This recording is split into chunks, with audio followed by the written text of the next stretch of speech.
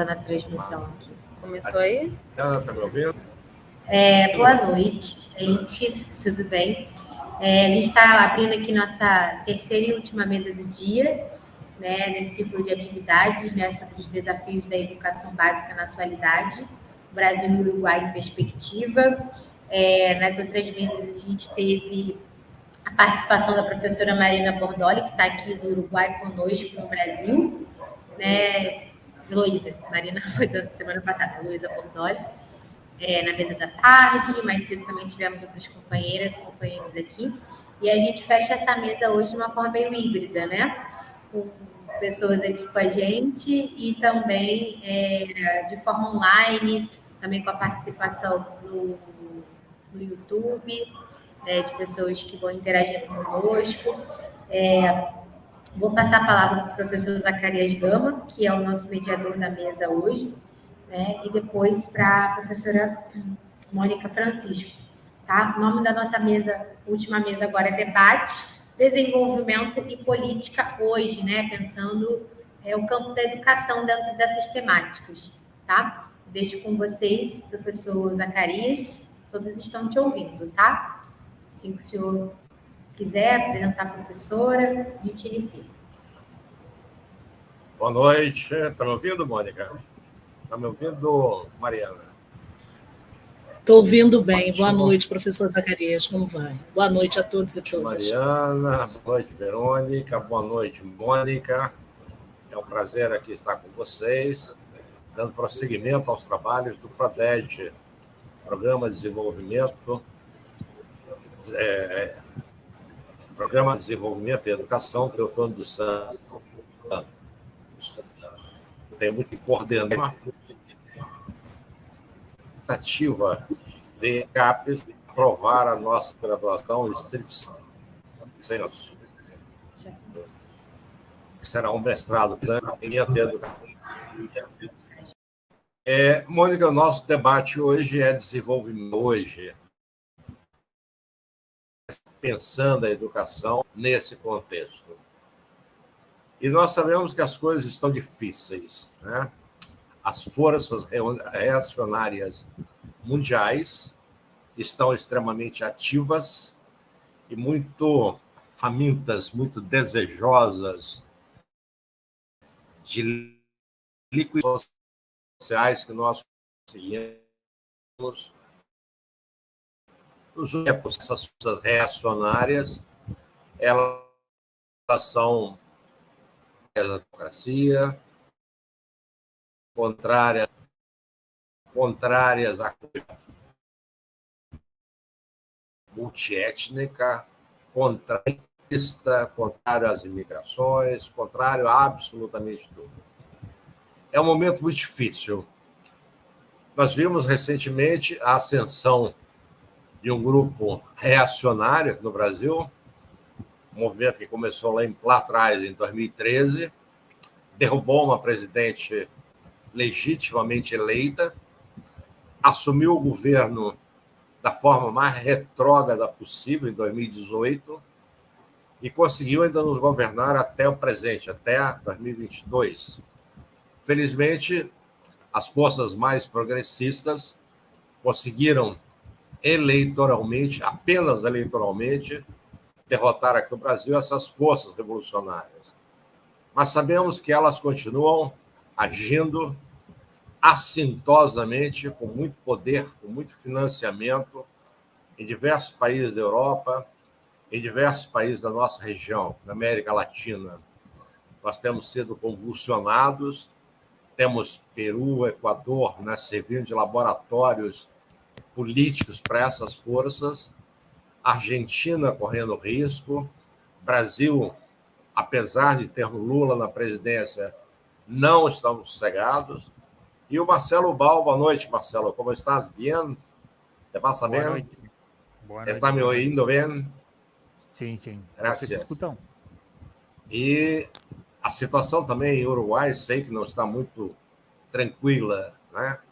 Então, o nosso tema hoje é esse: desenvolvimento e política. Me lembro que um escritor apadrinhado da família Roberto Marinho, o escritor João Baldo Ribeiro, ele dizia que a política ela sempre contém duas faces. A face dos que exercem o poder e que tiram proveito desse poder para si, e a face dos que sofrem o poder. É uma tensão entre os que exercem o poder e os que sofrem o poder. E vivemos nesse contexto, com mais democracia, menos democracia, com mais facilidade, menos dificuldade. E perguntamos a vocês, Mônica e Marcelo, como vê essa conjuntura, como vê essa situação? Que perspectivas podemos esperar no sentido de maior felicidade para nós, melhor qualidade de vida, melhor qualidade de educação, mais segurança, menos desigualdade social regionais e nacionais, enfim, que futuro deveremos esperar? Boa noite para vocês, bom trabalho. Boa noite, professor Zacarias, boa noite a todos e todas. Boa noite, professor Marcelo Val. Quero aqui mandar um abraço para o professor Rodrigo Castelo, que não pôde estar conosco. Também a todo o Proded pela organização desse dia tão importante, dessas mesas e desse momento de reflexão tão necessária para nós. Acho que a academia ela tem uma função primordial, que é olhar em perspectiva a sociedade, é entregar para ela a possibilidade de elaborar sobre si mesma, né? Mas de forma muito concreta. É um desafio muito grande responder essas duas perguntas na atual conjuntura, em que o professor Zacarias inicia traçando um marco temporal muito importante. Eu acrescentaria a esse marco temporal a crise de 2008, a crise econômica de 2008, né? O impacto da crise econômica, da bolha imobiliária nos Estados Unidos em 2008, nesse conjunto de datas trazidas e rememoradas pelo professor Zacarias nessa noite. Acho que, principalmente, quando nós trazemos esse desafio de pensar e tentar responder essas duas perguntas, questões muito provocativas, muito complexas, mas que, em diálogo com a necessidade de uma educação que seja, de fato, libertadora, emancipatória, que aprofunde a capacidade de olhar a sociedade em que nós estamos inseridos e inseridas, né? Eu diria também inserides, porque cada vez mais os grupos historicamente discriminados e difamados vêm ocupando o espaço da universidade, elaborando sobre si, buscar um processo de construir uma educação básica que seja transformadora de fato. Acho que, ao fim e ao cabo, esse é o nosso grande desafio no Brasil, né? Darcy Ribeiro dizia que, e as suas palavras ecoam até hoje, de que esse processo de desmonte da educação é um projeto de nação, né? Qual projeto de nação que nós queremos daqui para frente, né? Quando eu falo daqui para frente, olhando a possibilidade que nós tivemos nessa última quadra, de respirar um pouco pós-eleição de Lula, né? Uma eleição apertada, num processo extremamente doloroso, num Brasil completamente desmontado, numa nação em que nós estamos caminhando sobre escombros. Esse é o retrato do Brasil hoje. 4 anos desafiadores que nós teremos pela frente, num Brasil em que, na última quadra, o processo de educar foi frontalmente atacado, as universidades se tornaram o lugar do inimigo, a produção o desprezo pela produção de conhecimento, a tentativa de desqualificação do processo de ensino-aprendizagem, a criminalização da docência. Nós passamos por um período muito duro. Então, pensar atual conjuntura, em diálogo com a necessidade de uma educação básica que seja libertadora, emancipatória, que crie um aprofundamento na visão crítica sobre a sociedade na qual nós estamos inseridos, inseridas e inserides, numa educação que seja transformadora, que nos liberte de fato. Nós estamos vivendo um processo de extremo ou extrema precarização, né? Os extremos, extrema precarização da vida. Eu diria que nós vivemos um processo de um capitalismo de barbárie que aprofunda as desigualdades, que criminaliza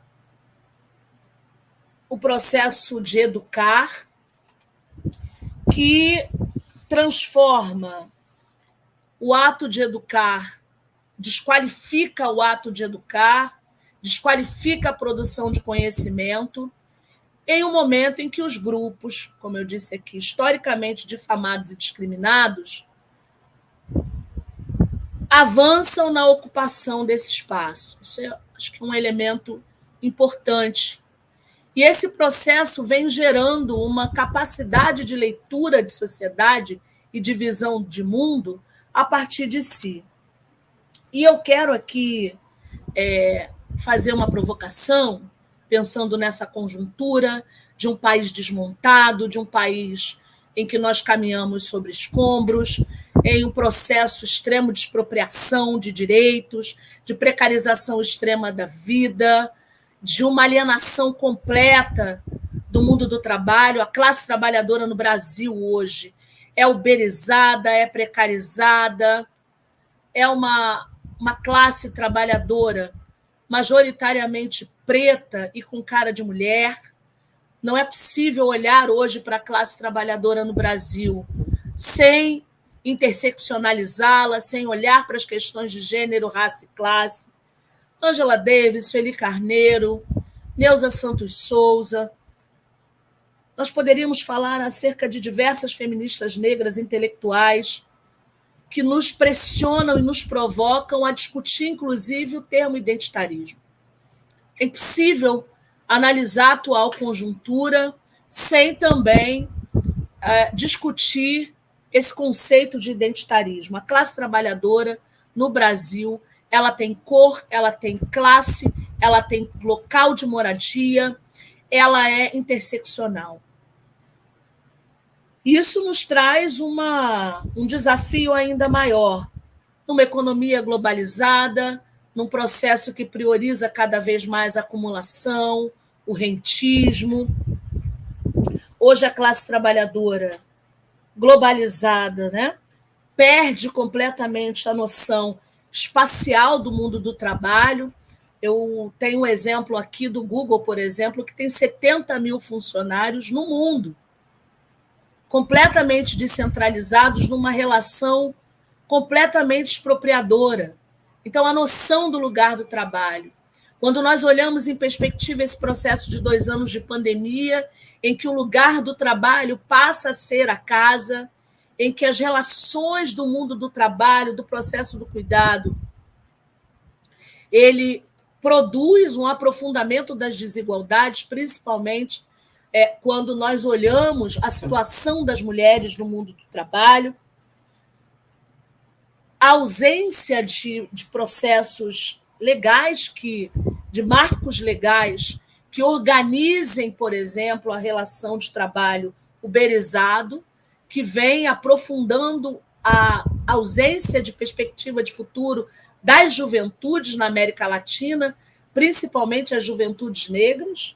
Claro que quando nós olhamos para a América Latina, nós olhamos para uma América Latina onde os povos originários e a população negra no Brasil, né, a segunda maior população negra fora de África, nós não podemos deixar de olhar para os processos interseccionais.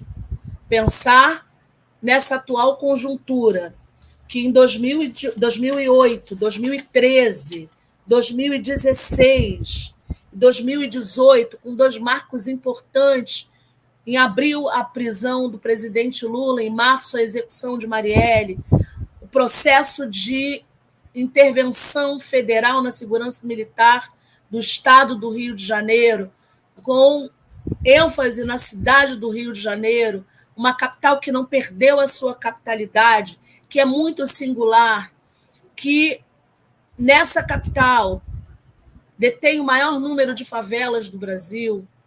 São quase 2 milhões de pessoas vivendo em favelas e loteamentos e periferias na cidade do Rio de Janeiro, o estado do Rio de Janeiro, mas a cidade do Rio de Janeiro concentra uma população que é similar à população escravizada, a maior população sequestrada em África e trazida ao Brasil no comércio internacional de pessoas negras no mundo.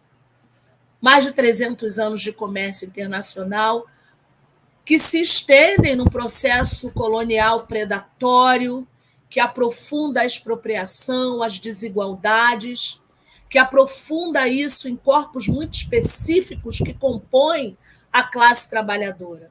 As mulheres, as pessoas negras e os povos indígenas, os povos originários. Aprofunda a criminalização da pobreza, o processo de militarização, os processos de coerção e coação de corpos pré-determinados e determinados, aprofunda numa espécie de economia política da pobreza, porque no Brasil a maioria social é localizada num locus de extrema precarização, de subemprego, de desemprego. São 33 milhões no Brasil.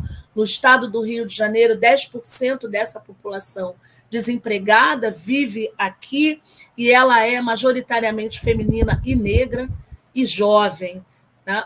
Também alvo dos processos de violências extremas e sobrepostas produzidas pelo Estado. Ora, se historicamente nós disputamos o Estado como lugar em que se deveria organizar a vida, produzir respostas, produzir ações e políticas públicas, projetos de políticas públicas que respondam às necessidades dos diversos grupos em sociedade, o Estado brasileiro, que historicamente produz violações e sobrepõe violações, na atual conjuntura, o retrato, e o professor Zacarias ele põe esse ponto, essa nota grave na sua fala, quando diz que, a despeito de termos conseguido nesse último período eleger o presidente Lula, de alguma forma produzir uma pausa num processo de desmonte que vinha se acelerando desde 2016, com o golpe que depois, né, tirou a então presidenta Dilma do poder, um golpe extremamente misógino, sexista, violento, e que se aprofundou em 2018, que coloca, né, na cena do poder os militares, trazendo à tona novamente, né, um desejo que nunca deixou de existir, de manutenção dos 21 anos de exceção que vivemos no Brasil, e que, de alguma forma, emerge. Conseguimos dar uma pausa nesse processo, mas as tarefas para o próximo período, pensando em diálogo com a educação, né? Como produzir, em período tão curto, uma diminuição desses processos dramáticos que nós vivemos desde então. As violências, nesse contexto, são utilizadas como método e ferramenta. Tem uma questão que eu acho importante de frisar, é olhar o orçamento, por exemplo. O orçamento, para nós, é uma peça importante, já que no diálogo com a produção do professor Castelo, nós olhamos a questão econômica, e Silvio Almeida ele fala muito bem sobre isso no seu livro, que é Racismo Estrutural, e eu queria depois ler um trecho, eu acho importante mencionar aqui, quando a gente olha para o orçamento do Estado, eu vou recortar para o Estado do Rio de Janeiro, quando a gente olha para o orçamento do Estado, e esse é um processo que varre a América Latina, o processo de militarização, de criminalização da pobreza, de eleição de um sujeito inimigo, né? Quando eu falo um sujeito inimigo, eu falo de um corpo populacional, de um contingente, de um determinado grupo eleito como inimigo, né? Porque o fascismo, né? A extrema-direita, o fascismo, ele atua aprofundando os processos, elegendo um sujeito inimigo a ser combatido, a ser debelado, e esse processo é um processo que vai na esteira desse capitalismo de barbárie, que a quem não encarcera mata, que não permite olhar em perspectiva ao futuro, porque desestabilizou e desconstruiu o mundo do trabalho de uma forma onde há muito mais impossibilidades. Eu não quero ser pessimista, mas nós precisamos olhar a conjuntura, olhar a realidade vivida para que a gente construa caminhos, e a educação é fundamental nesse processo. É preciso produzir cada vez mais uma educação libertadora. De que forma a universidade ela entrega para a sociedade agentes de transformação. É um desafio enorme. Mas voltando para a questão do orçamento, o orçamento do Estado do Rio de Janeiro, no âmbito da segurança pública, tem o seu maior orçamento depois da educação. Veja. Então, são 12 bilhões, e mesmo assim a educação tem o seu mínimo constitucional garantido, porque é constitucional, né? Tem mecanismos de controle para isso. Senão, seria muito pior. 12 bilhões de reais o Estado do Rio de Janeiro tem no seu orçamento para o exercício de 2023, porque não mudou, possivelmente poderá até aumentar para 2024. 2022, o exercício de 2023, 12 bilhões de reais. 12 bilhões de reais para produzir cada vez mais processos de medo, de terror, de violência. Então, o capitalismo de barbárie ele produz como método e ferramenta violências extremas. A ocupação do aparato do Estado por setores militares, por setores milicianos, é gravíssimo. E é um processo que precisa ser debelado e que ainda, infelizmente, está em curso. São muitas frentes para que a gente produza um Estado que garanta a seus cidadãos e cidadãs cidadania plena, num país que nunca viveu o bem-estar social, num país em que a educação, ela, de forma universal, ela foi acessada há pouquíssimo tempo. Pouquíssimo tempo. A partir da Constituição de 1988. A universalização da saúde, a universalização da educação, são processos muito recentes. Em um país em que há 134, daqui a pouco completaremos 135 anos de uma abolição inconclusa, que antes da abolição da escravidão produziu por força de lei mecanismos que garantissem a permanência da população negra num lugar de exclusão contínua. E eu quero compartilhar com vocês, no livro Racismo Estrutural, o que é racismo estrutural, do professor Silvio de Almeida, agora nosso ministro, né, de Direitos Humanos, Ele diz o seguinte: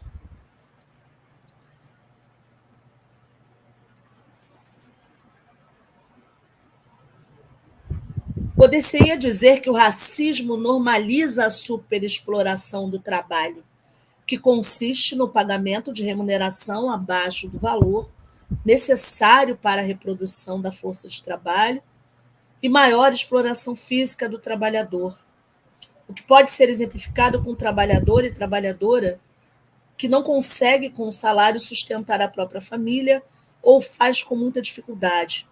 Isso independentemente do número de horas que trabalhe. A superexploração do trabalho ocorre especialmente na chamada periferia, onde, em geral, o capitalismo se instalou sob a lógica colonialista. O racismo certamente não é estranho à expansão colonial e à violência dos processos de acumulação primitiva de capital, que liberam os elementos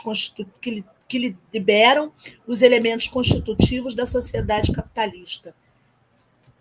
Veja, esse processo racista já corresponde à etapa em que a produção está totalmente sob o controle do capital. Nessa quadra não há espaço para a intromissão de elementos que destaquem a pessoalidade ou a individualidade do trabalhador. A automação do processo produtivo e o avanço tecnológico tornam o trabalho realmente abstrato, no sentido de que as características e habilidades individuais dos trabalhadores tornam-se indiferentes à produção capitalista. Ou seja, Silvio Almeida ele está consolidando que o racismo ele é uma ferramenta fundamental para o aprofundamento do capitalismo de barbárie, que Florestan chama de capitalismo selvagem e que a gente identifica como capitalismo de barbárie. Ele vai aprofundar ainda mais a alienação, ele vai aprofundar ainda mais a sobreexploração, ele vai produzir ainda mais crise, e ele vai produzir isso incidindo em sujeitos muito concretos, muito específicos. Ele vai expropriar, ele vai desumanizar, ele vai precarizar, ele vai produzir uma alienação extrema. Quem é a classe trabalhadora hoje no Brasil? A classe trabalhadora ela é sobreexplorada. Quando a gente olha para o processo de uberização, que é onde a maioria da juventude periférica, favelada, preta e parda está inserida, é um processo extremamente violento. Veja que ele vai usar esse processo como violência extrema do capital. Essa dissociação é o entregador entregando comida com fome. É o entregador que é alvo de violência extrema que vai. É um sujeito completamente expropriado da sua humanidade, da sua dignidade, do seu pretenso direito, vivendo uma cidadania mutilada, incompleta. Isso normalizado nessa conjuntura.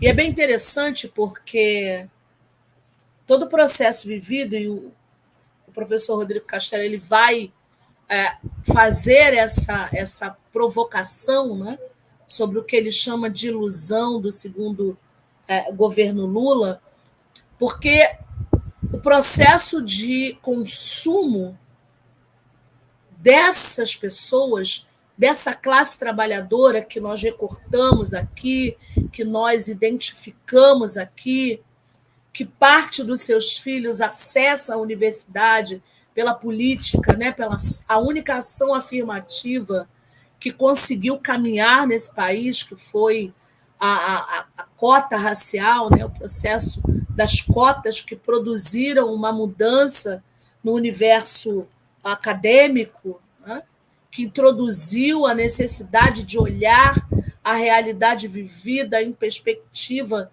com todo o arcabouço teórico, olhando, inclusive produzindo mais olhar sobre si e mais sentido na sua própria existência, vivência, experiências, a gente olha para essa classe trabalhadora que se torna consumidora, mas não se torna sujeito de direitos, não se torna sujeito capaz de emancipar ou emancipar-se nesse processo, de elaborar sobre si. E ele chama de ilusão. É bem interessante esse termo. Um processo ilusório de pertencimento, de acesso, que desmoronou e ruiu pós-golpe de 2016, com a implementação da PEC 95, que congelou investimentos em educação e saúde. Logo em seguida, 4 anos depois, nós viveríamos uma pandemia mundial que acabaria de nos colocar num lugar extremamente delicado. Veja, essa ilusão de pertencimento, de ascensão ao lugar de cidadão ou cidadã via consumo, não produziu a capacidade de emancipação, de elaboração de emancipação necessária sobre si, não garantiu a produção de uma consciência de classe que levasse a uma ruptura com os processos coloniais, que nos tirasse de um processo de primitivização da produção, que aprofundasse ainda mais as desigualdades, as violações que vão se sobrepondo nos corpos das mulheres, da população LGBTQIA+, dos povos originários, na dissensão produzida entre os grupos, na dissolução dos arranjos comunitários, na exploração extrema, no aumento dos processos análogos à escravidão, no aumento da destruição dos nossos bens comuns. Boaventura Souza Santos, no seu A Cruel Pedagogia do Vírus, ele fala que nós vivemos um processo de crises sobrepostas. Isso é um processo extremamente violento e enlouquecedor, extremamente adoecedor. Então, responder a essas duas perguntas, como a gente pode... Quais são as nossas perspectivas? Eu não sou uma pessoa pessimista, eu quero dizer isso aqui, mas não dá para fugirmos da realidade em que vivemos, e eu não tenho dúvida que a educação ela tem um papel fundamental para os próximos períodos. Ela tem um papel fundamental. A produção de uma sociedade que pense, que se repense, que elabore sobre a sua condição, que seja transformadora, que seja libertadora de fato, que seja emancipatória.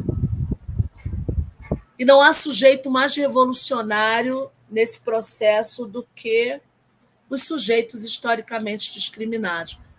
Sueli Carneiro diz e afirma que não há sujeito mais à esquerda do que as mulheres negras. Não há sujeito mais revolucionário do que as mulheres negras. As mulheres negras são revolucionárias historicamente por si só, Então, eu não poderia deixar de falar nesse processo. Então, eu quero saudar o Proded, quero celebrar esse ciclo de debate, de pensar a educação como locus da transformação. Nós perdemos um pouco esse horizonte, porque a gente estava correndo, como diz aí, atrás do prejuízo, desses últimos anos em que vivemos um desmonte das lutas históricas, né, do movimento sindical, a criminalização dos principais movimentos sociais na América Latina, do aumento da militarização, da proliferação, né, de armas no Brasil. Hoje nós temos quase 1 milhão de armas nas mãos de civis, né, num processo de ruptura democrática muito profunda. Nós temos uma democracia completamente fraturada no Brasil, e esse processo se estendeu pela América Latina. Então, eu não tenho dúvida que a educação ela é o lugar da transformação, da libertação e da emancipação. Salve Paulo Freire, salve Prodede, obrigada pelo convite. Muito bom poder contribuir um pouquinho e também ouvir um pouquinho e elaborar mais sobre esse período. Muito obrigada. Muito obrigado, Mônica. Prazer te ouvir. E é uma situação dramática a que você desenha desse horizonte brasileiro, né? Você pinta com cores muito fortes o momento que a gente vive. Você, na sua análise, responsabiliza sem problema nenhum, responsabiliza diretamente, né, as estruturas capitalistas pela nossa pobreza, pelo tipo de vida miserável que nós vivemos na periferia dos centros hegemônicos do capital.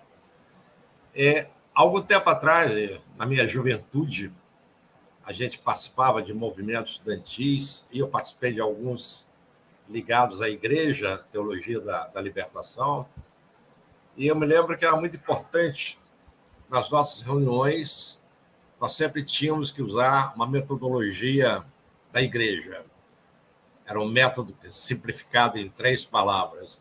Era o ver, o julgar e agir. E foi exatamente o que você fez, né? Você vê, traz para nós, né, a situação dramática que vivemos no Brasil, na América Latina, na verdade, em todos os países periféricos do capital. E no seu julgamento, as estruturas, como diria o Galeano, né, que expõe as nossas veias, também expõe os locais, os canais, a partir dos quais as nossas riquezas fluem para outros lugares, para fazer a felicidade de outros lugares, né? O terceiro ponto do método da Igreja, depois do julgar, era o agir, né? E você lembra bem, você traz gente muito boa, você traz Paulo Freire, você traz Darcy Ribeiro, e que nós, lembrando que a gente precisa de uma educação libertadora, que nos leve a ter uma consciência plena, né, das estruturas que nos oprimem, e precisamos organizar lutas para nos libertarmos delas, né? Seu agir não é outro senão o combate às estruturas do capitalismo que nos empobrecem, que nos massacram, que nos oprimem, enfim, que não deixam a gente viver a nossa plenitude. Agradeço muito, né, pelo seu relato, pela dramaticidade com a qual você o carrega, nos convocando à responsabilidade, nos convocando a sair da inércia, né, e partir para a construção mesmo de uma sociedade que seja para a nossa felicidade. Passemos agora para o professor Marcelo Bal Camacho. Professor Marcelo Bal é uruguaio, querido amigo, grande colaborador conosco, com o Proped, está sempre presente, e por isso nós o agradecemos todas as vezes que o convocamos a estar conosco. Ele faz isso de coração aberto, com muita generosidade. Boa noite, Marcelo. Seja Boa noite. Bem-vindo. E com você, a palavra. ¿Escuchando? Sim, ¿Estamos escutando aí? Sim, sim, sim. Perfeito. Bom, agradeço eu o convite. Eu estou com um problema de internet aqui, mas vamos ir tocando a fala, que eu acho que o principal ali vai ser o intercâmbio, independentemente independentemente da minha fala, não? Eu acho que ali tem uma boa exposição também do início. Vou falar portunhol, espanhol e português mal falado, mas eu acho que vai colaborar para que a gente possa se comunicar melhor. Eu vou estruturar minha fala em três partes ali. A primeira dela tem que ver com uma história, não? Uma história recente que eu estou vivendo aqui, protagonizando, que tem que ver com a Universidade Tecnológica do Uruguai, que eu acho que é bem ilustrativo de muitas coisas que a colega recém falou.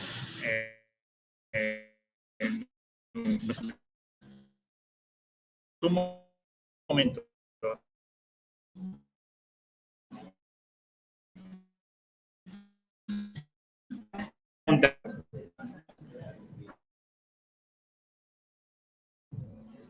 Aí, voltou. O primeiro dela tem que ver com este contexto. Eu sou uruguaio, como o Zacarias apresentou ali, eu estou na Universidade Tecnológica. Alô? Estás escutando? Sim. E uma das coisas que a gente está aqui na luta, literalmente, é pelo tema da governança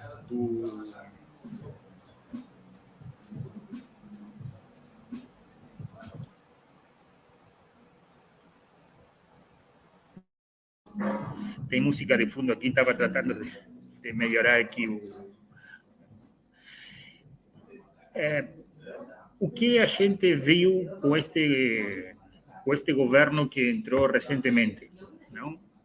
Recentemente, já vão 3 anos de governo da coalição de governos chamada, não? A coalição multicolor, que é os partidos com a finalidade principal de ganhar as eleições, que efetivamente esse projeto deu resultado. A temática poderia ser perfeitamente abordada em um capítulo à parte, mas uma das coisas que eu gostaria de insistir é sobre a desconfiança que essa proposta tem, não? O ex-presidente do Ministério da Educação e Cultura, o tema da participação, não? E o lugar que os professores e estudantes têm, não só no governo da UTEC e da universidade, mas também, principalmente, em todo o sistema educativo, não? Daqui do Uruguai. E a UTEC não foi a exceção a isso. A gente, a UDELAR tampouco, a UDELAR foi castigada com um recorte orçamentário importante. A UTEC, se bem não teve um recorte orçamentário, sim, afetou os salários dos professores, mas eles atacaram diretamente a forma cogovernada ali, a participação dos estudantes, dos professores no governo da educação da UTEC. E isso aí tem que ver com eles estão substituindo ali esta forma participativa, horizontal de organização por um sistema muito vertical, onde o Poder Executivo, ali, o Presidente da República, vai eleger diretamente quem é que vai ser o reitor da universidade. Qualquer semelhança com o governo anterior do Brasil não é casualidade. De fato, a gente, o que está vendo ali é uma sistemática, não? Lógica comum nos diferentes países da América Latina. E sobre esse ponto eu gostaria de aprofundar um pouquinho, não? De fato, a luta que a gente está tendo aqui com o sindicato e com a organização dos estudantes da UTEC tem que ver justamente com isso, não? Com o tema de defender essa estrutura participativa, que é a partidária. A gente não está falando de partido político aqui, porque tanto o professor como estudantes têm diferentes orientações, e isso aí é muito positivo, sempre quando, obviamente, a gente respeite as regras da democracia, não? E da república. Mas aqui no Uruguai eu acho que isso aí, sem dúvida, é uma coisa positiva. A gente pode ter diferenças, mas tem ali uma institucionalidade que eu acho que é um valor do Uruguai. E uma diferença também, uma particularidade. Se bem isso aí vai se desgastando pouco a pouco, principalmente por este tipo de estruturas ou de iniciativas que procuram calar a voz de atores como os professores e os estudantes dentro das universidades. E na UDELAR, eles não mexem aí na Universidade da República, que é historicamente a única universidade do Uruguai. De fato, a UTEC tem 10 anos, cumpriu faz 4 meses atrás, uma universidade nova. Mas ali tem um modelo claramente que aponta a troca de gestão, que a Chauí, a Marilina, fala muito bem, que eu gosto muito da perspectiva dela ali, a troca do tema da instituição pela organização, instituição pública, organização empresarial. Isso aí é o que a gente está vendo aqui no Uruguai. Está vendo. E como a colega ali falava anteriormente, e também o Zacarias, eu acho que é um ponto importante, e o que eu vou compartilhar agora, sim, a minha experiência, a minha leitura disso é como as pessoas que estão protagonizando este momento histórico, eu acho que não enxergam a relevância. Eu, de fato, falo muito com os meus colegas sobre esta temática, mas não é só que as pessoas não enxerguem.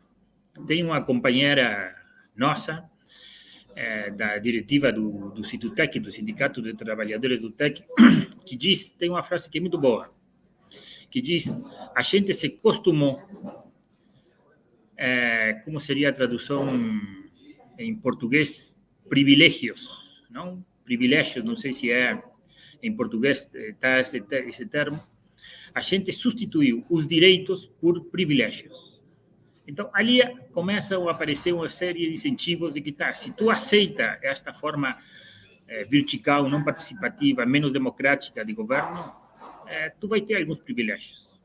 E a gente vai trocando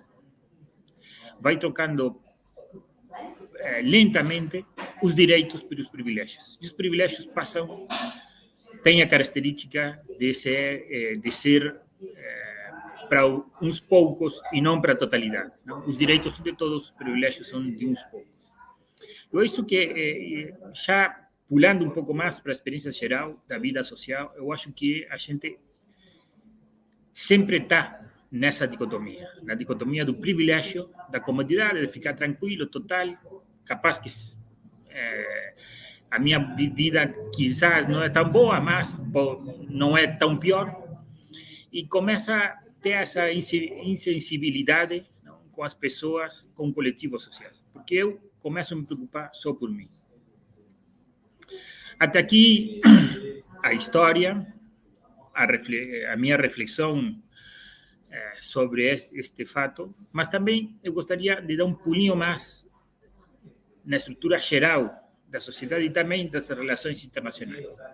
E vou trazer também um fato histórico atual, que é esta carta que um grupo de pesquisadores e empresários das empresas tecnológicas tem escrito recentemente, não? Pausa para os experimentos gigantes da inteligência artificial, uma carta aberta.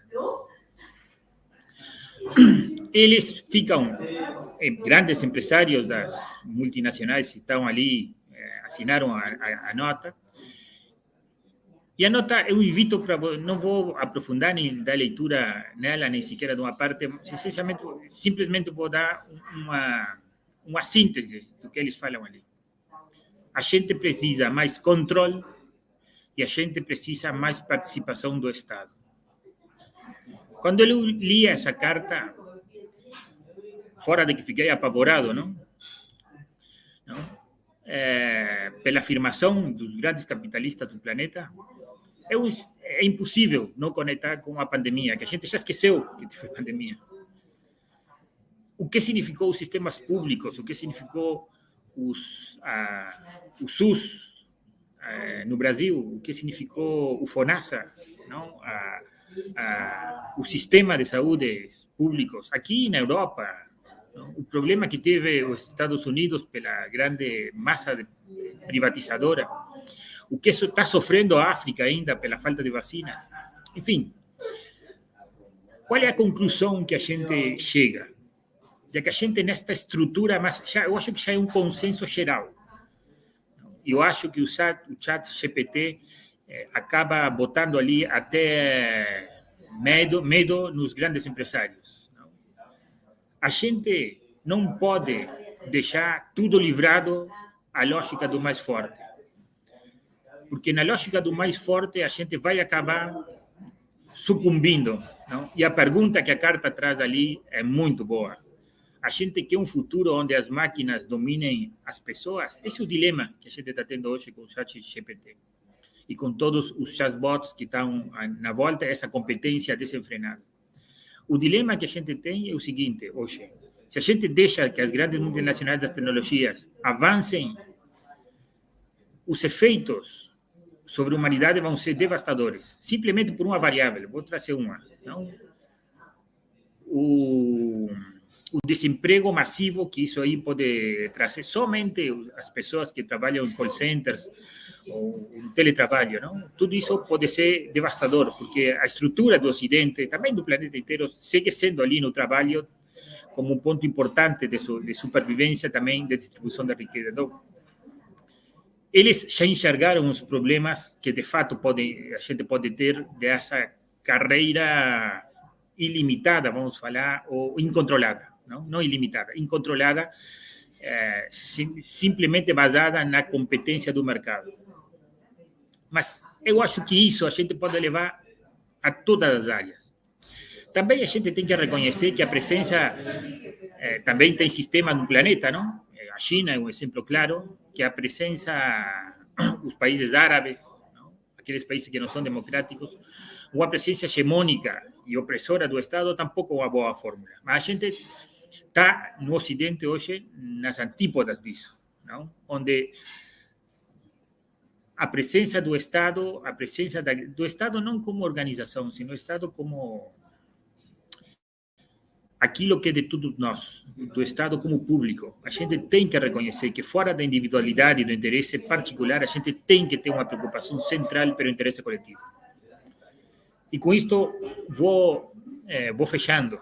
Eu acho que nesta reflexão muito recente que eu estou fazendo, porque as temáticas que eu estou trazendo são muito específicas, muito atuais, mas que específicas. Eu acho que a gente está num momento onde as ciências humanas têm que ocupar um lugar central, esse lugar que eles sempre estiveram. E, de fato, eu acho que as ciências humanas, as humanidades em geral, a reflexão não qualquer cena. Eu acho que cabe aclarar hoje, na atualidade. Eu acho que tem ali um baita do desafio para todos os que estamos nestas áreas e também de interagir com outras pessoas que estão nas áreas mais tecnológicas e mais engenharias. A gente tem que procurar botar as preocupações coletivas em equilíbrio com os interesses individuais. Eu acho que essa a pandemia deixou ali claro, mas também deixou claro de que as pessoas rapidamente se esquecem do que aconteceu, da relevância que tem dos espaços coletivos, e aqueles até que têm mais condições, não, econômicas para sobreviver, já estão enxergando que uma massa de pessoas em situação desumanizante é um perigo, não só para as próprias pessoas que padecem isso, sino para o sistema em conjunto. Então, eu acho que chegou a hora, nas perguntas que dali do título, não? Deste convite que fizeram para nós, eu acho que fica ali, não? A necessidade de desenvolver as ciências, uma forma de estar no mundo, de estar em sociedade que efetivamente seja amplamente colaborativa. A gente não tem muito mais tempo para isso. Não só agora pelo tema climático. Eu acho que o tema tecnológico está botando ali em xeque muitas coisas que a gente estava dando por sentado, que a gente não estava se preocupando. Mas da mesma forma que a gente se deu conta de que o clima não é brincadeira, a gente tem que se dar conta que o tema de ser mais individualista ou mais coletivista, mais solidário, usando esse termo tão bonito, não é tampouco brincadeira. A gente tem que dar um passo substancial na solidariedade e nas construções comuns. Muito obrigado.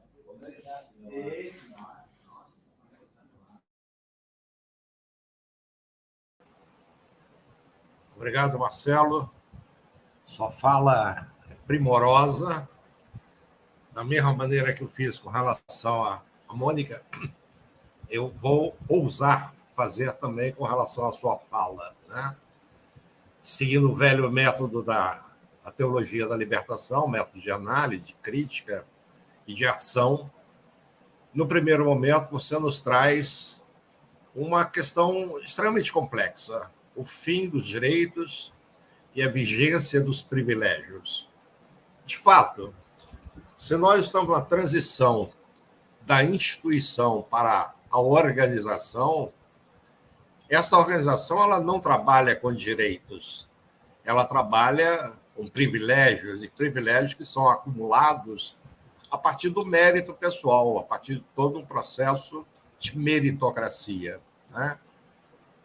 A reforma de Bolonha nas universidades europeias é muito clara a esse respeito, né? Cada universidade deve ser uma universidade operacional, deve ser produtiva, e a cada professor conforme a sua produção, conforme a sua produtividade.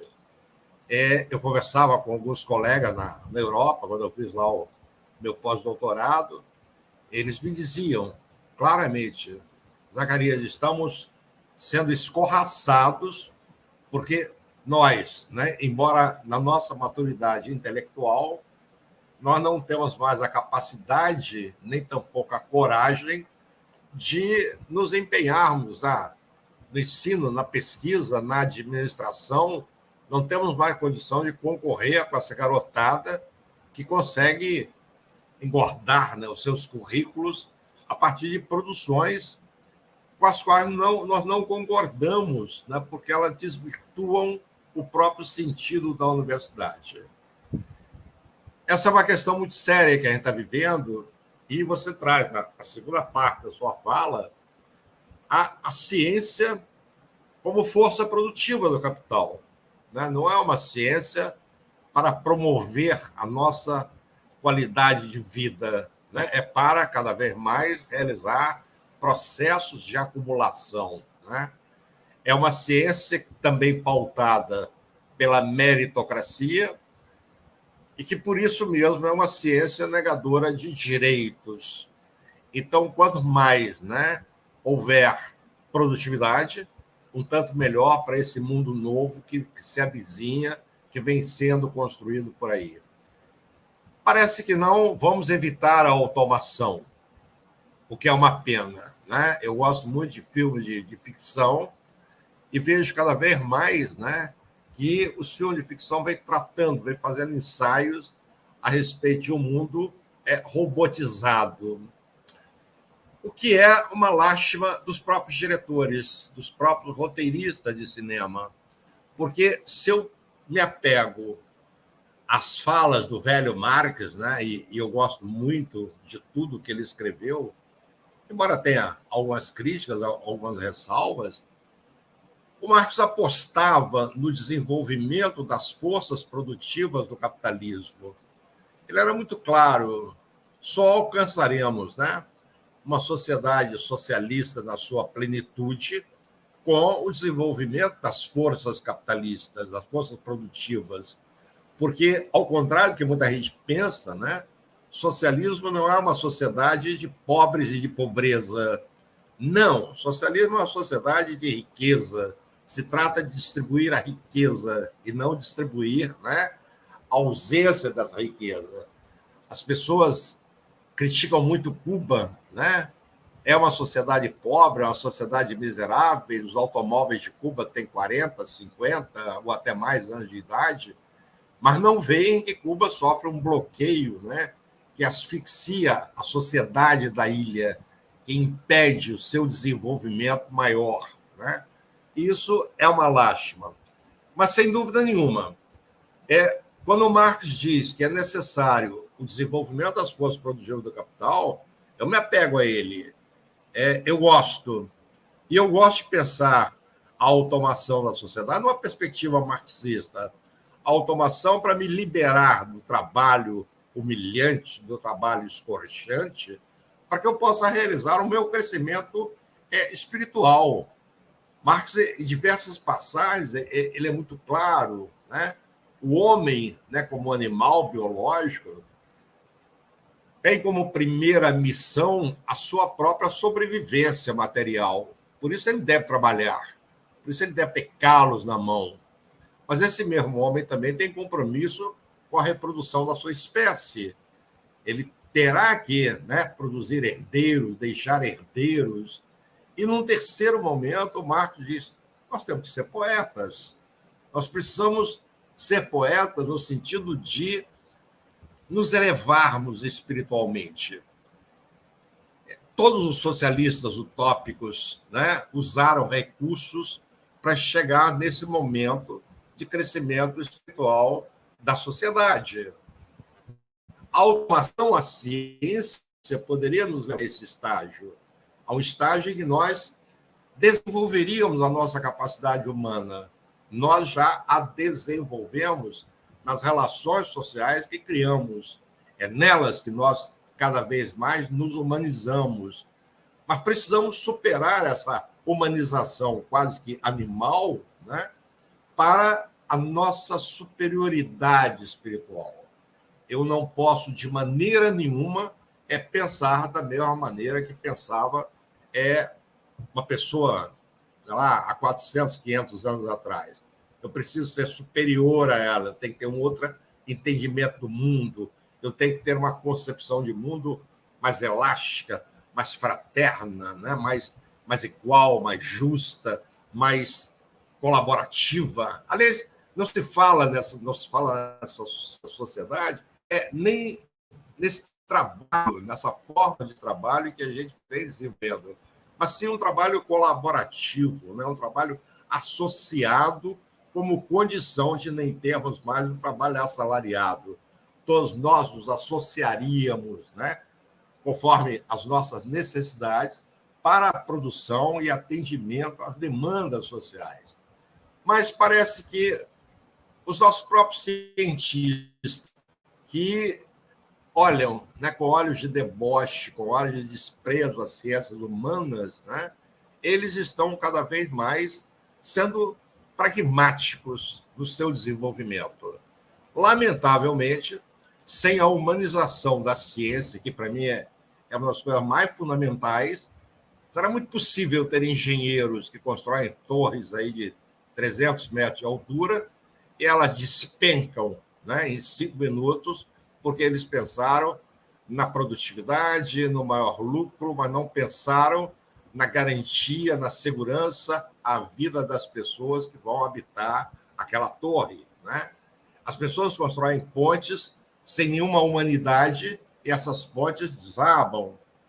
Enfim, quando se retira a centralidade, o homem da centralidade da vida, a necessidade dele cada vez mais, né, ser senhor do mundo que habita, a gente perde, né? A gente perde a nossa humanidade. As pessoas fazem guerras como essa guerra horrível entre Ucrânia e Rússia, né? Uma guerra em que as pessoas morrem porque, meu Deus, se perguntar às pessoas envolvidas nessa guerra por que ela existe, as respostas com certeza serão incompletas. Mas, sem dúvida nenhuma, a indústria bélica terá respostas muito concretas.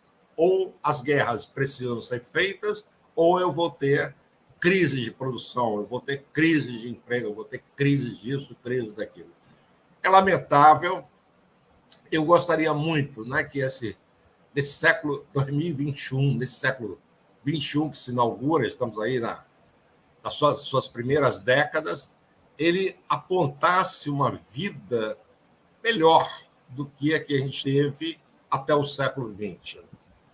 Uma observação: nós evoluímos muito. A humanidade nunca teve um estágio de vida como nós tivemos no século XX, estamos tendo no século XXI. A longevidade aumentou, a qualidade de vida é melhor, enfim, muita coisa é melhor. Mas precisamos de um mundo no qual todos possamos ser não apenas só senhores da nossa história, mas senhores da nossa felicidade, da nossa irmanação, né? Do fim desses preconceitos, do fim da intolerância, né? Do fim, enfim, dessas coisas que nos oprimem, que nos desgastam, que a Mônica, no seu retrato, pintou com cores muito fortes. É um absurdo estar vivendo em pleno século XXI e não reconhecer os direitos das mulheres, os direitos da LGBT, eu nunca sei falar a sigla inteira, né? Os direitos LGBT, direitos das populações da África, dos povos originários, dos imigrantes pobres.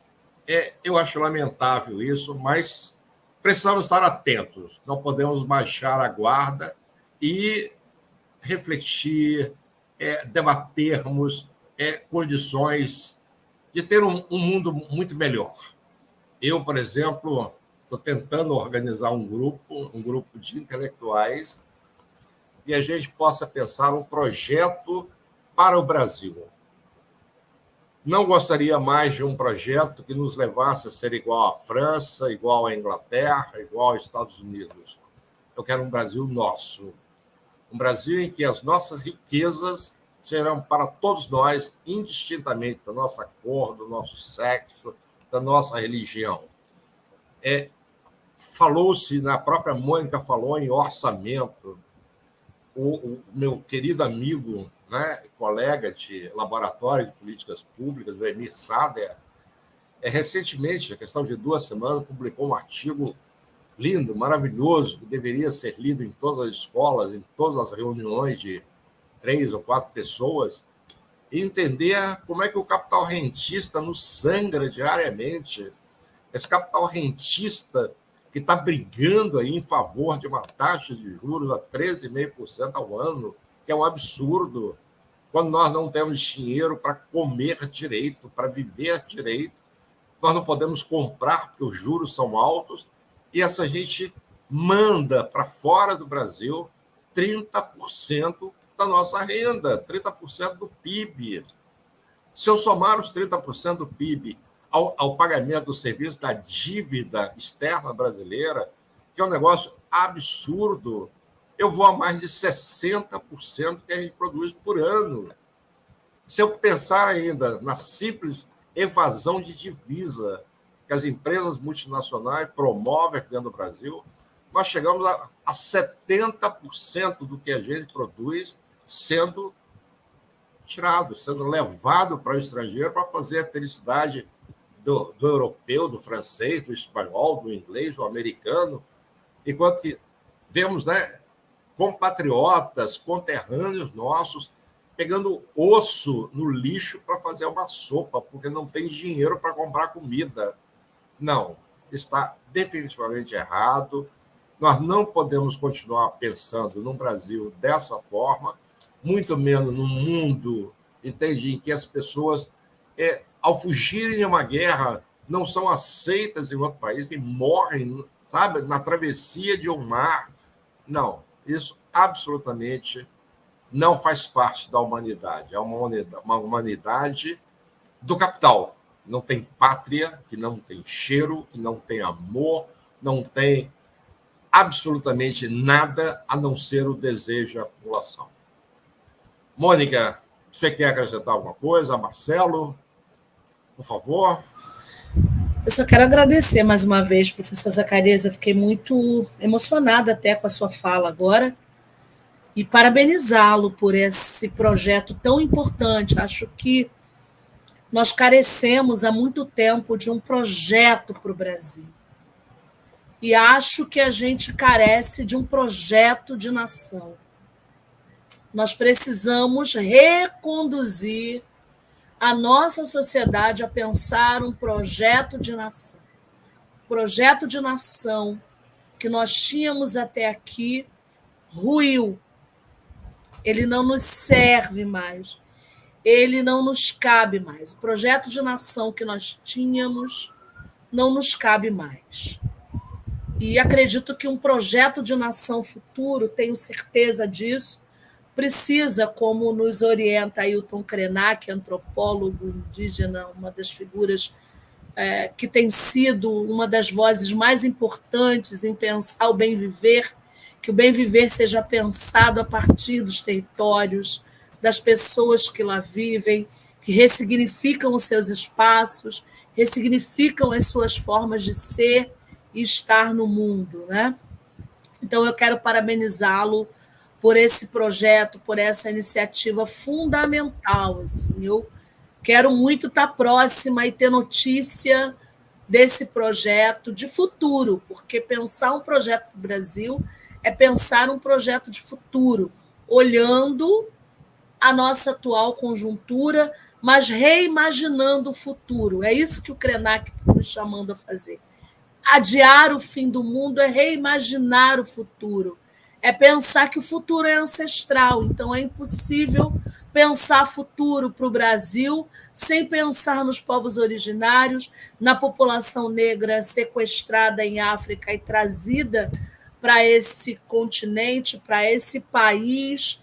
É impossível reimaginar o futuro do Brasil, da América Latina, sem esses atores e atrizes tão fundamentais. Então, penso que um projeto de Brasil é um projeto de nação que recosture, que venha serzir de fato esse país, com todas as cores, com todas as suas nuances, a sua diversidade, e que a diversidade não seja desculpa para a desigualdade, para aprofundar os processos que a gente discutiu aqui essa noite. Então, eu termino agradecendo, celebrando, emocionada com a sua fala, muito importante, e com essa notícia alvissareira de um projeto para o Brasil. Esse é o papel da universidade, e também de colocar a universidade no centro da produção da política. A política não pode ser de um grupo específico.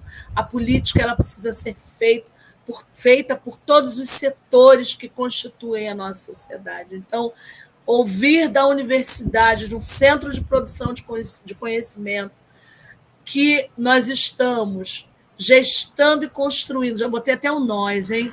Um projeto de Brasil, é uma notícia muito alvissareira. Muito obrigada, gente. Nós que agradecemos muito. Pena que o professor Marcelo caiu, né, meninas? Então, Mônica, ficamos assim. Agradecemos muito a sua participação. Daremos notícias, sim, sempre. Vamos primeiro tentar formar esse grupo, que objetivamente ele já existe.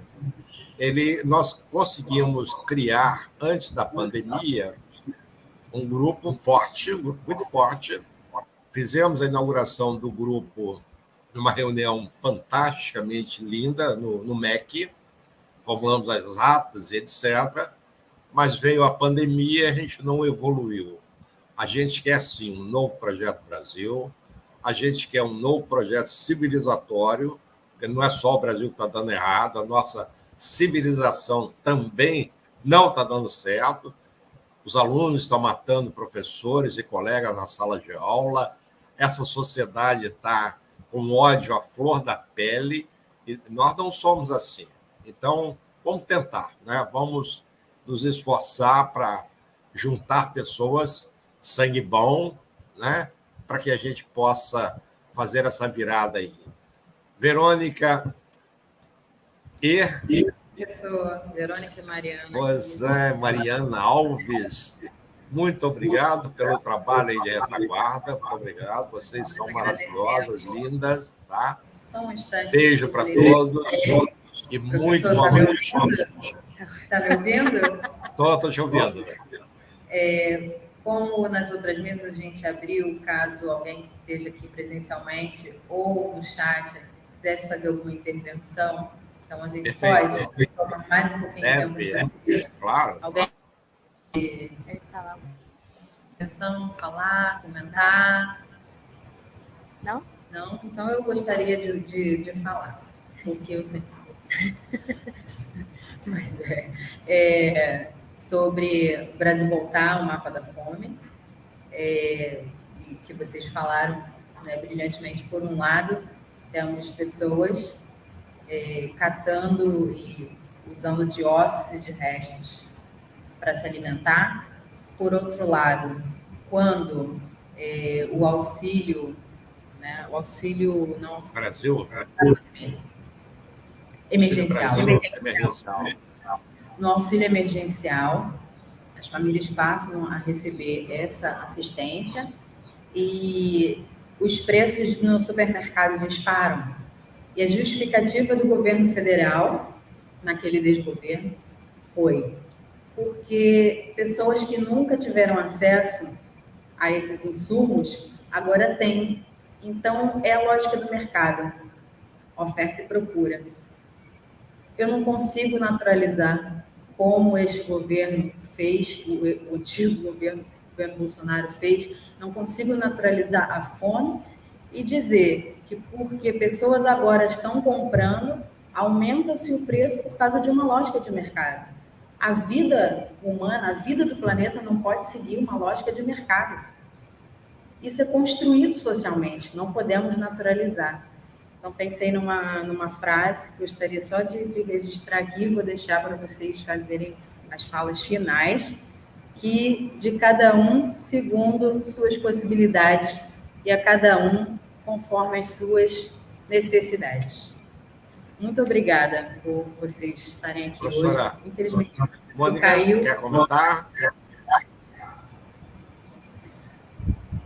Bom, professora Verônica, eu e Mariana, né, e professor Zacarias, professor Marcelo, infelizmente caiu. Mais uma vez agradecer. Eu estou saindo para uma aula agora também, então eu quero me despedir de quem nos assistiu até agora. Que bom que a gente tem a tecnologia, né, e o professor Zacarias falou bem. A gente deseja o bem viver para todos e todas. A gente deseja a prosperidade para todos e todas.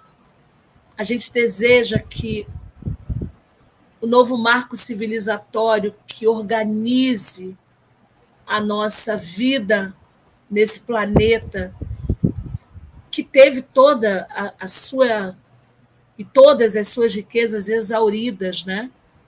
Desse projeto até agora, que exauriu as riquezas, nosso planetinha que resiste, né? A nossa Gaia tentando sobreviver, nos mandando sinais, a gente aqui resistindo também como parte desse processo. Não podemos realmente continuar nos marcos em que estamos. Isso também é uma chamada revolucionária. Não podemos nos conformar, tomar a forma deste contexto em que a gente está inserido, né? Um contexto violento, desumanizador, expropriador, odioso, que produz adoecimento extremo. Todos nós estamos adoecidos e adoecidas. O planeta está doente, nós estamos doentes. Então, é uma chamada a um inconformismo revolucionário. E só a educação pode produzir isso no coração das juventudes, da sociedade. Historicamente foi assim. A história é cíclica e eu tenho certeza que o novo vem. Não o Partido Novo, mas o novo. O novo sempre vem, né? O novo sempre vem. Então, saudações a essa juventude que está ocupando a universidade, mas que ela olhe para quem veio antes, para quem tem mais sabedoria, para quem pode orientar o caminho e nos ajudar a produzir resposta para nós, porque, ao fim e ao cabo, a nossa luta é para vivermos em paz, com prosperidade, com abundância, com felicidade, com bem viver, a partir da nossa existência. Obrigada, gratidão pelo convite, foi um prazer estar aqui com vocês essa noite. Verônica, eu lutei muito, fiz muita campanha pela vitória do Lula e estou muito feliz de ter feito L, muito feliz, né? Vários L's. E o Lula, como sempre, nos traz coisas boas e muita esperança. Quando o Lula diz que ele não quer governar o Brasil, mas ele quer cuidar do povo brasileiro, essa fala, para mim, ela é muito sintomática e é muito rica. O Lula está tentando dizer para nós que quer um outro paradigma de governança. Essa é uma questão muito séria. Se soma a ela o seminário que está acontecendo, talvez já tenha acabado hoje, o seminário que está acontecendo no BNDES. Eu li um texto escrito pela Carol Proner, querida Carol Proner, em que ela diz claramente: parece que o BNDES está voltando a ter o S na sua sigla, Banco Nacional de Desenvolvimento Social. Se é verdade que as duas coisas combinam, Lula vai cuidar da gente e o BNDES vai num caminho social, as nossas perspectivas começam a ser outras. O Lula disse, numa brilhante, uma linda entrevista ao Brasil 247, que antes de completar, nesse momento que ele está completando 100 dias de governo, outra coisa não tem sido feita a não ser corrigir, né, a esculhambação que foi deixada pelo governo anterior. E é muita coisa, não é pouca. Mas que, ao completar 100 dias, ele virá à televisão para falar do que ele espera como cuidar do Brasil.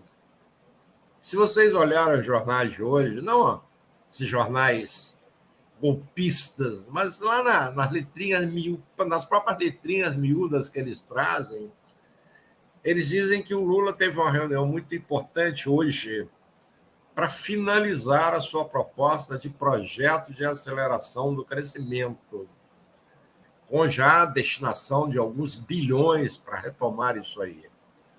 Então, esses três elementos me dão muita esperança. Primeiro, é preciso cuidar do povo brasileiro. Segundo, o BNDES volta a ser um banco de investimento social. Terceiro, o Lula parece que está, e também estou apostando muito da sua viagem à China, apostando num Brasil diferente. Um Brasil em que comprar uma picanha e ter uma picanha com cerveja, né, no almoço não seja uma simples metáfora, mas uma realidade concreta, né? Quando Lula mantém o Auxílio Brasil, auxílio emergencial, de R$ 650, atribuindo ainda R$ 150 para cada criança pequena, isso não é pouca coisa.